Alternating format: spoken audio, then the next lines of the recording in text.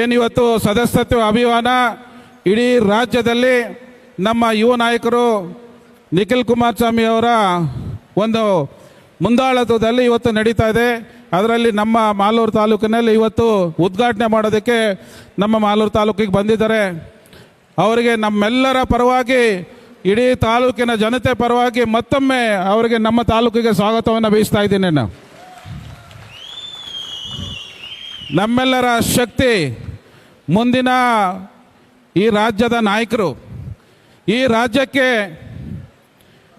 ರಾಜ್ಯಕ್ಕೆ ನಾಯಕತ್ವ ಕೊಟ್ಟಿದೆ ಅಂದರೆ ಸನ್ಮಾನ್ಯ ದೇವೇಗೌಡರು. ರೈತರ ಪರವಾಗಿ, ಬಡವರ ಪರವಾಗಿ, ಎಲ್ಲ ವರ್ಗದ ಪರವಾಗಿ ಯಾರಾದರೂ ನಾಯಕರು ಈ ರಾಜ್ಯದಲ್ಲಿ ಇದ್ದರೆ ಇವತ್ತು ಸನ್ಮಾನ್ಯ ದೇವೇಗೌಡರು. ಇಡೀ ದೇಶವನ್ನು ಆಳಿದಂಥವರು. ಹಿಂದೆ ರಾಜರು ಇದ್ರು, ಚಕ್ರವರ್ತಿಗಳು ಈ ದೇಶವನ್ನು ಆಳ್ತಾ ಇದ್ರು. ಅಂಥದ್ದು ನಮ್ಮ ಕರ್ನಾಟಕದಿಂದ ಇನ್ನು 100 ವರ್ಷ ಹೋದ್ರು ಯಾರು ಹೋಗ್ತಾರೋ ಗೊತ್ತಿಲ್ಲ. ಕೆಂಪುಕೋಟೆಯ ಮೇಲೆ ನಮ್ಮ ಪಕ್ಷದ ನಾಯಕರು ದೇವೇಗೌಡರ ಅಪ್ಪಾಜಿಯವರು ಇವತ್ತು ಕೆಂಪುಕೋಟೆ ಮೇಲೆ ಭಾಷಣ ಮಾಡಿರ್ತಕ್ಕಂಥವ್ರು ನಮ್ಮ ಪಕ್ಷದ ನಾಯಕರು. ಇವತ್ತು ಅವರ ಆಶೀರ್ವಾದ ಇದೆ. ಇವತ್ತು ಕೇಂದ್ರದಲ್ಲಿ ಮಂತ್ರಿಗಳು ನಮ್ಮ ಕುಮಾರಣ್ಣವರು. ನಿಮ್ಮೆಲ್ರಿಗೂ ಗೊತ್ತಿದೆ, ಈ ರಾಜ್ಯದಲ್ಲಿ ಕುಮಾರಣ್ಣವರು ಮಾಡಿರ್ತಕ್ಕಂಥ ಕೆಲಸಗಳು ಕೆಲವೇ ತಿಂಗಳುಗಳಲ್ಲಿ ಅವ್ರಿಗೇನಾದರೂ 5 ವರ್ಷ ಸಿಕ್ಕಿದ್ರೆ ಈ ಕರ್ನಾಟಕ ರಾಮರಾಜ್ಯ ಆಗಿರೋದು. ರೈತರ ಪರವಾಗಿ, ಬಡವರ ಪರವಾಗಿ, ಮಹಿಳೆಯರ ಪರವಾಗಿ ಯಾರಾದರೂ ಧ್ವನಿ ಎತ್ತಿದ್ರೆ, ಕೆಲಸ ಮಾಡಿದ್ರೆ ಅದು ಕುಮಾರಣ್ಣವರು. ನಿಮ್ಮೆಲ್ರಿಗೂ ಗೊತ್ತಿದೆ, 25,000 ಕೋಟಿ ಸಾಲ ಮನ್ನಾ ಮಾಡಿದ್ರು. ಅದು ಸಂಯುಕ್ತ ಸರ್ಕಾರದಲ್ಲಿ ಅವರ ಪ್ರೋತ್ಸಾಹ ಇಲ್ಲದೇ ಇದ್ರು ಇವತ್ತು ಎಷ್ಟೋ ಕಷ್ಟಪಟ್ಟು 25,000 ಕೋಟಿ ಸಾಲ ಮನ್ನಾ ಮಾಡಿದ್ರು. ಜನ ಅದನ್ನು ಅರ್ಥ ಮಾಡ್ಕೊಳ್ಳಿಲ್ಲ. ಕುಮಾರಣ್ಣವರು ಇಡೀ ರಾಜ್ಯ ಓಡಾಡಿದರು. ಪಂಚರತ್ನ ಕಾರ್ಯಕ್ರಮಗಳು ಕೊಡ್ತೀವಿ, ಜನ ಚೆನ್ನಾಗಾಗಲಿ, ಈ ರಾಜ್ಯ ರಾಮರಾಜ್ಯ ಆಗಲಿ. ಎಲ್ರಿಗೂ ಬೇಕಾಗಿರ್ತಕ್ಕಂಥದ್ದು ಇವತ್ತು ವಿದ್ಯಾಭ್ಯಾಸ, ಆರೋಗ್ಯ, ರಸ್ತೆ, ಕುಡಿಯೋಕ್ಕೆ ನೀರು, ಬಡವರಿಗೆ ಮನೆ. ಇದನ್ನು ಬಿಟ್ಟು ಬೇರೆ ಏನೇನೋ ಮಾಡಿ ಅವರ ಅಧಿಕಾರಕ್ಕೋಸ್ಕರ ಆಮಿಷಗಳನ್ನು ಒಡ್ಡಿ ಜನಗಳನ್ನು ಯಾಮಾರಿಸಿ ಓಟ್ ಹಾಕ್ಸ್ಕೊಂಡು ಇವತ್ತು ದಿನ ಬೆಳಗ್ಗೆ ಆದರೆ ಟಿ ವಿ ಆನ್ ಮಾಡಿದ್ರೆ ಬರೀ ಕಿತ್ತಾಟ. ನನಗೆ ಕುರ್ಚಿ ಬೇಕು ಅಂತ ಬಿಟ್ಟರೆ ಅಭಿವೃದ್ಧಿ ಇಲ್ಲ. ರಸ್ತೆಗೆ ಒಂದಷ್ಟು ಮಣ್ಣು ಹಾಕೋಕ್ಕೂ ಅವ್ರ ಹತ್ರ ದುಡ್ಡಿಲ್ಲ. ನೋಡಿದ್ದೀರಿ, ರಸ್ತೆಗಳು ಯಾವ ಅಭಿವೃದ್ಧಿ ಇಲ್ಲ. ಭ್ರಷ್ಟಾಚಾರ ತುಂಬಿ ತುಳುಕ್ತಾ ಇದೆ. ದುಡ್ಡು ಕೊಟ್ಟರು ದುಡ್ಡು ಮಾಡ್ತಾ ಇದ್ದಾರೆ. ಎಲ್ಲ ಇಡೀ ರಾಜ್ಯದಲ್ಲಿ ಇವತ್ತು ಏನೋ ಅವರು 5 ಸ್ಕೀಮ್ಗಳನ್ನು ಕೊಟ್ಟರು. ಅದಕ್ಕೋಸ್ಕರ ಇವತ್ತು ಎಲ್ಲ ಟ್ಯಾಕ್ಸ್ಗಳು ರೈಸ್ ಮಾಡಾಕಿದ್ರು. ಪ್ರತಿಯೊಬ್ಬರೂ ಟ್ಯಾಕ್ಸು ಇವತ್ತು ಆಫೀಸರ್ಗಳಿಗೆಲ್ಲ ಟಾರ್ಗೆಟ್ ಅಂತೆ. ಯಾರನ್ನೂ ಬಿಡಂಗಿಲ್ಲ. ಪಾಪ ಯಾರೋ ಬೇಕ್ರಿಯವರಿಗೆ 20 ಲಕ್ಷ, 30 ಲಕ್ಷ, 50 ಲಕ್ಷ ಟ್ಯಾಕ್ಸ್ ಹಾಕಿದ್ರೆ ಅವ್ರು ಎಲ್ಲಿಂದ ಕಟ್ಟೋದು ಪಾಪ? ಬೇಕ್ರಿ ಅವರು ಕಡಿಮೆ ದುಡ್ಡಲ್ಲಿ ಪಾಪ ಅವ್ರೇನೋ ಬಿಸ್ಕೆಟ್ಸು, ಮಿಕ್ಸರ್ ಏನೋ ಸೇಲ್ ಮಾಡ್ತಾರೆ. ಇವತ್ತು ಅವರನ್ನು ಹಿಡಿದು ಇವತ್ತು ಟ್ಯಾಕ್ಸ್ಗಳು ಎಲ್ರಿಗೂ ಟಾರ್ಗೆಟ್. ಯಾಕಂದರೆ ಸರ್ಕಾರದಲ್ಲಿ ದುಡ್ಡಿಲ್ಲ, ದಿವಾಳಿ ಎದ್ದೋಗಿದೆ. ಸ್ಯಾಲ್ರಿಗಳು ಕೊಡೋಕೆ ದುಡ್ಡಿಲ್ಲ, ಕಾಂಟ್ರಾಕ್ಟರ್ಗಳು ಕೊಡೋಕೆ ದುಡ್ಡಿಲ್ಲ. ಇವತ್ತು ಯಾವ ಕಾಂಟ್ರಾಕ್ಟರ್ಗಳು ಕೆಲಸ ಮಾಡೋಕ್ಕೆ ರೆಡಿ ಇಲ್ಲ. ಯಾಕಂದರೆ ಬಿಲ್ ಬರ್ತದನ್ನೋ ಗ್ಯಾರಂಟಿ ಇಲ್ಲ. 40%, 50% ಕಮಿಷನ್ ಕೊಡಬೇಕು ಎಲ್ಲದಕ್ಕೂ. ಈ ಸರ್ಕಾರ ನಿಜವಾಗ್ಲೂ ಅದು ಏನು ಸರ್ಕಾರ ಅಂತ ಹೇಳಬೇಕು ನಮಗಂತೂ ಗೊತ್ತಿಲ್ಲ. ಇವತ್ತು ಯುವ ನಿಧಿ ಅಂತ ಮಾಡಿದ್ರು. ಇವತ್ತು ಇಷ್ಟು ಜನ ಯುವಕರಿದ್ದೀರಿ, ಎಷ್ಟು ಜನಕ್ಕೆ ಯುವ ನಿಧಿ ಬಂದಿದೆ? 3,000 ರೂಪಾಯಿ, 1,500 ರೂಪಾಯಿ. ನುಡ್ದಂತೆ ನಡ್ತಿದ್ದೀವಿ ಅಂತ ಹೇಳ್ತಾರಲ್ಲ ಸಿದ್ದರಾಮಯ್ಯನವರು. ಎಲ್ಲಿ ಸ್ವಾಮಿ ಈ ಸ್ಕೀಮ್ ಏನಾಯಿತು? ಡೆಡ್ ಆಗೋಯ್ತು. ಎಲ್ಲಿ ನುಡ್ದಂತೆ ನಡೆದಿದ್ದು?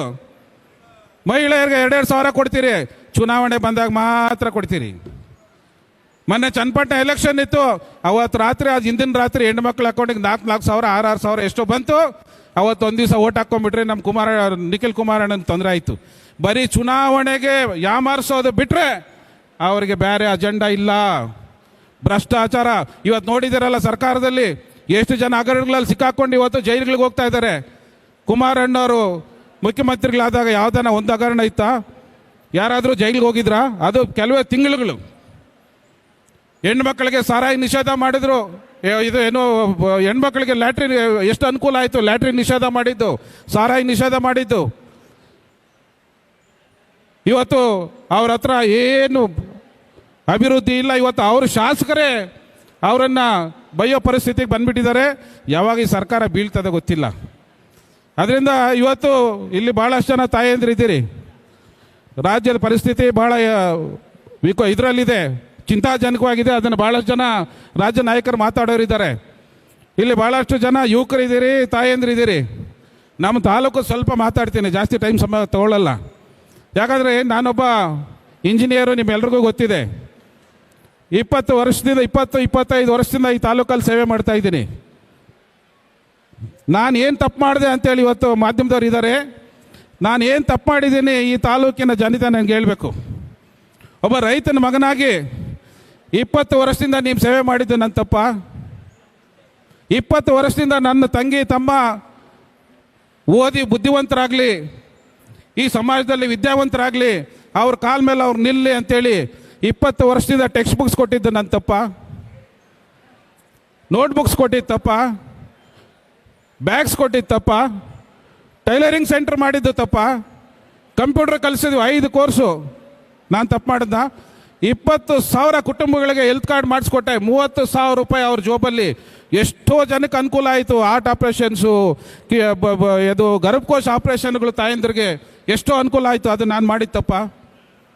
ಯಾಕೆ ನನಗೆ ಮೊನ್ನೆ ಚುನಾವಣೆಯಲ್ಲಿ ಈ ಜನ ಯಾಕೆ ನನಗೆ ಅಷ್ಟು ಕಡಿಮೆ ಓಟ್ ಕೊಟ್ಟು ನನ್ನನ್ನು ಇದು ಮಾಡಿದ್ರು ನನಗೆ ಅರ್ಥ ಆಗಲಿಲ್ಲ. ಹೋಗಲಿ, ಮೊನ್ನೆ ಕೋವಿಡ್ ಸಮಯದಲ್ಲಿ ಭಾಳ ಕಷ್ಟದ ಪರಿಸ್ಥಿತಿ ಜನತೆಗೆ. ಯಾರಿಗೋ ಉದ್ಯೋಗಗಳಿಲ್ಲ, ಕಾಯಿಲೆ ಬಂದವ್ರಿಗೆ ಮಾತ್ರ ಇಲ್ಲ. ಇಲ್ಲಿನ ಶಾಸಕರು ನಿಮಗೋಸ್ಕರ ನಾನು ಏನು ಬೇಕಾದ್ರೂ ಮಾಡ್ತೀನಿ ಅಂತ ಹೇಳ್ಬಿಟ್ಟು ಹೋಗಿ ಮನೇಲಿ ಮಲ್ಕೊಂಡ್ಬಿಟ್ರು. ಮಾತ್ರ ಇಲ್ಲ ಕೊಡೋಕ್ಕೆ. ನಾವು ಎಲ್ಲಿಂದನೋ ಏನೇನೋ ಮಾಡಿ 5,300 ಕುಟುಂಬಗಳಿಗೆ ಮನೆಗೂ ತೊಗೊಂಡೋಗಿ 10 ದಿವಸಕ್ಕಾಗಷ್ಟು ಮೆಡಿಸಿನ್ ಕೊಟ್ವಿ. ಅದು ನಾವು ಮಾಡಿತ್ತಪ್ಪ? 15,000 ಜನಕ್ಕೆ ರೇಷನ್ ಕೊಟ್ಟು ಬುಲೆಟ್ ರೈಸು. ಅದು ಇಲ್ಲೇ ಕುಮಾರಣ್ಣವರು, ನಿಖಿಲ್ ಕುಮಾರ್ ಅನ್ನೋರು ಇಲ್ಲೇ ಬಂದು ವೇದಿಕೆ ಮೇಲೆ ಅವರೇ ಇದು ಕೊಟ್ಟರು. ಆಮೇಲೆ ಯಾವ ಕುಟುಂಬಗಳು ಆ ಮನೆಯಲ್ಲಿ ಪಾಪ ಅಣ್ಣ ತಮ್ಮ ಗಂಡ ಪ್ರಾಣ ಕಳ್ಕೊಂಡಿದ್ರು, ಅವ್ರಿಗೆ ಇದೇ ವೇದಿಕೆ ಮೇಲೆ ನಿಖಿಲಣ್ಣ ನೀವೆಲ್ರಿಗೂ ದುಡ್ಡು ಕೊಟ್ರಿ. ಇದೇ ವೇದಿಕೆ ಮೇಲೆ ಕೋವಿಡ್ ಟೈಮ್ನಲ್ಲಿ ಕುಮಾರಣ್ಣವರು ನೀವು ಬಂದು ಪ್ರತಿ ಕುಟುಂಬಕ್ಕೂ 10,000 ಕೊಟ್ರಿ, ರೇಷನ್ ಕೊಟ್ರಿ. ಇಲ್ಲೇ ಇದೇ ಜಾಗದಲ್ಲಿ. ನೆನಪಿದ್ಯಾ? ಏನು ನಾನು ಮಾಡಿದ ತಪ್ಪ ಅದು? ಕೋವಿಡ್ ಟೈಮ್ನಲ್ಲಿ ಈ ಕಡೆ 5 ವರ್ಷ ಅಧಿಕಾರ ಅನುಭವಿಸಿದವರು ಈ ಕಡೆ ತಿರುಗೇ ನೋಡಲಿಲ್ಲ. ನಾನು ಉಳ್ಕೊಂಡ್ರೆ ಸಾಕು ಅಂದರು. ಅಂತ ಅವ್ರಿಗೆ 50,000 ಓಟು, ನನಗೆ 18,000 ಓಟು. ಯಾವ ನ್ಯಾಯ ನೀವೇ ಹೇಳಿ? ಹೋಗಲಿ, ನನ್ನ 33 ವಯಸ್ಸಲ್ಲಿ ಈ ತಾಲೂಕಲ್ಲಿ ಮುಂದೆ ಕಾರ್ಖಾನೆಗಳು ಬರ್ತದೆ. ನನ್ನ ಹತ್ರ ಬುಕ್ಸ್ ತೊಗೊಂಡು ಓದ್ತಾರೆ ಎಲ್ಲ ಆರ್ಟ್ಸ್ ಸ್ಟೂಡೆಂಟ್ಸು. ಅವರು ಡಿಪ್ಲೊಮೊ ITI ಓದಲಿ ಅಂತೇಳಿ ನನ್ನ 33 ವಯಸ್ಸಲ್ಲ 25 ಕೋಟಿ ರೂಪಾಯಿ ನಾನು ಸ್ವಂತ ಜಾಗ ಬರ್ಕೊಟ್ಟಿದ್ದೀನಿ ಒಂದು ಡಿಪ್ಲೊಮಾ ಕಾಲೇಜ್ ಕಟ್ಟೋದಕ್ಕೆ. ಅದು ನಾನು ಮಾಡಿದ ತಪ್ಪ? ಅದಕ್ಕೆ ಈ ಶಿಕ್ಷೆನಾ? ನೀವೇ ಹೇಳಿ. ಸಾವಿರಾರು ಜನಕ್ಕೆ ಕೆಲಸ ಕೊಡಿಸಿದ್ದೀನಿ. ನಾನು ಕಾರ್ಖಾನೆಗಳು ಕಟ್ಟೋದು ನನ್ನ ಉದ್ಯೋಗನ. ಎಲ್ಲಿ ಕಾರ್ಖಾನೆಗಳು ಕಟ್ಟಿದ್ದೀನಿ ಎಲ್ಲ ಕಡೆ ಯಾವ್ದೋ ಪ್ರತಿ ಯುವಕನಿಗೂ ಓದು, ನಾನು ಏನು ಬೇಕಾದ್ರೂ ಸಪೋರ್ಟ್ ಮಾಡ್ತೀನಿ, ಫೀಸ್ ಕಟ್ತೀನಿ, ಏನು ಬೇಕಾದ್ರೂ ಸಪೋರ್ಟ್ ಮಾಡ್ತೀನಿ. ಇಲ್ಲ, ಕೆಲಸಕ್ಕೆ ಹೋಗು, ಟೈಮ್ ವೇಸ್ಟ್ ಮಾಡಬಾರ್ದು, ಯುವಕನ ಶಕ್ತಿ ಭಾಳ ಮುಖ್ಯ ಅಂತೇಳಿ ನಾನು ಮಾಡಿದ್ದು ತಪ್ಪ? ಅಂಗವಿಕಲರಿಗೆ, ವಿಧವೆಯರಿಗೆ ಎಲ್ರಿಗೂ ಟೈಲರಿಂಗ್ ಕಲಿಸಿ ಟೈಲರಿಂಗ್ ಮಿಷಿನ್ಸ್ ಕೊಟ್ಟಿದ್ದೀನಿ ಸಾವಿರಾರು ಜನಕ್ಕೆ. ಅದು ನಾನು ಮಾಡಿದ್ದು ತಪ್ಪ? ನೀರು ಕ್ಯಾನ್ ಕೊಟ್ಟವನ್ಗೆ 50,000 ಓಟ್ ಹಾಕಿದ್ರಿ, ಟೆಕ್ಸ್ಟ್ ಬುಕ್ಸ್ ಕೊಟ್ಟವನ್ಗೆ 18,000 ಓಟ್ ಹಾಕಿದ್ರಿ ಈ ತಾಲೂಕು ಜನ. ಏನು ಸಮಾಜ ಸೇವೆಗೆ ಏನು ಅರ್ಥನೇ ಇಲ್ಲ. ನಾನು ಅಂದ್ಕೊಂಡಿದ್ದು ಒಬ್ಬ ವಿದ್ಯಾವಂತನಾಗಿ ರಾಜಕಾರಣಕ್ಕೆ ಬರೋದು ಸಮಾಜ ಸೇವೆ ಮಾಡೋದಕ್ಕೆ, ಅಭಿವೃದ್ಧಿ ಮಾಡೋದಕ್ಕೆ ಅಂತ ಅಂದ್ಕೊಂಡಿರೋದು. ವ್ಯಾಪಾರ ಮಾಡಬೇಕಂತಿದ್ದರೆ ನಾನು ಸಮಾಜ ಸೇವೆ ನಿಲ್ಲಿಸಿದ್ದಿದ್ರೆ 2,000 ಕೋಟಿ ಇರೋದು ನನ್ನ ಹತ್ರ. ಇವತ್ತು 2,000 ಕೋಟಿ, 200 ಕೋಟಿಗೆ ಒಂದು ಎಲೆಕ್ಷನ್ ಮಾಡಿದ್ರು 10 ಎಲೆಕ್ಷನ್ ಮಾಡ್ಬೋದಾಗಿತ್ತು. ಆದರೆ ನಾನು ವ್ಯಾಪಾರ ಅಂದ್ಕೊಂಡಿಲ್ಲ, ರಾಜಕಾರಣನ ವ್ಯಾಪಾರ ಅಂತ ಅಂದ್ಕೊಂಡಿಲ್ಲ ನನ್ನ ಲೈಫ್ನಲ್ಲಿ. ನಾನು NITK ಸೂರತ್ಕಲ್ಲಲ್ಲಿ ಇಂಜಿನಿಯರಿಂಗ್ ಮಾಡಿ ಬಂದಿರತಕ್ಕಂಥವನು. ನನ್ನ ತಂಗಿ ತಮ್ಮಂದರು ವಿದ್ಯಾವಂತರಾಗಲಿ, ಅವ್ರ ಕಾಲ ಮೇಲೆ ಅವ್ರು ನಿರಲಿ, ಅವ್ರ ತಂದೆ ತಾಯಿಗಳು ಸಪೋರ್ಟ್ ಮಾಡಲಿ, ಸಮಾಜದಲ್ಲಿ ಒಳ್ಳೆ ಬುದ್ಧಿವಂತರಾಗಲಿ, ವಿದ್ಯಾವಂತರಾಗಲಿ ಅಂತೇಳಿ 20 ವರ್ಷದಿಂದ ನಿಮ್ಮ ಸೇವೆ ಮಾಡ್ತಾ ಬಂದೆ. ಅದು ನನ್ನ ತಪ್ಪ? 2 ತಿಂಗಳು 3 ತಿಂಗಳಿಂದ ಬಂದು ಏನು ಅದು ಬ್ಯಾಗ್ಗಳಲ್ಲಿ ತುಂಬ್ಕೊಂಬಂದಣ, ರಾತ್ರಿ 2 ಗಂಟೆಗೆ ಬ್ಯಾಗ್ಗಳು ಬೇನೆಟ್ ಮೇಲೆ ಇಟ್ಕೊಂಡು ಕಟ್ಟುಗಳು ಎತ್ತಿ ಎತ್ತಿ ಎತ್ತಿ ಎತ್ತಿ ಬಿಸಾಕ್ತಾನಂತೆ. ಅಂತ ಅವ್ರಿಗೆ 50,000 ಓಟು. ನಾವು ಸೇವೆ ಮಾಡಿದವನಿಗೆ ಬರೀ 18,000 ಓಟು. ಅದು 10 ವರ್ಷದಿಂದನೇ ಇಂಡಿಪೆಂಡೆಂಟ್ ನಿಂತಿದೆ. ಅವತ್ತು ಯಾವ ಪಕ್ಷನೂ ಇರಲಿಲ್ಲ, ಯಾವ ಲೀಡ್ರು ಇರಲಿಲ್ಲ, ಏಜೆಂಟ್ಗಳಿರಲಿಲ್ಲ ಅಣ್ಣ. ಅವತ್ತು ಮೂರೂ ಪಕ್ಷದವರು ಸಾವಿರಗಳು ಹಂಚಿದ್ರು. ಏಜೆಂಟ್ ಇಲ್ದಿರ 20,000 ಜನ ಓಟ್ ಹಾಕಿದ್ರು. ಈಗ ಏನಾಯ್ತು ಗೊತ್ತಾಗ್ಲಿಲ್ಲ ನನಗೆ.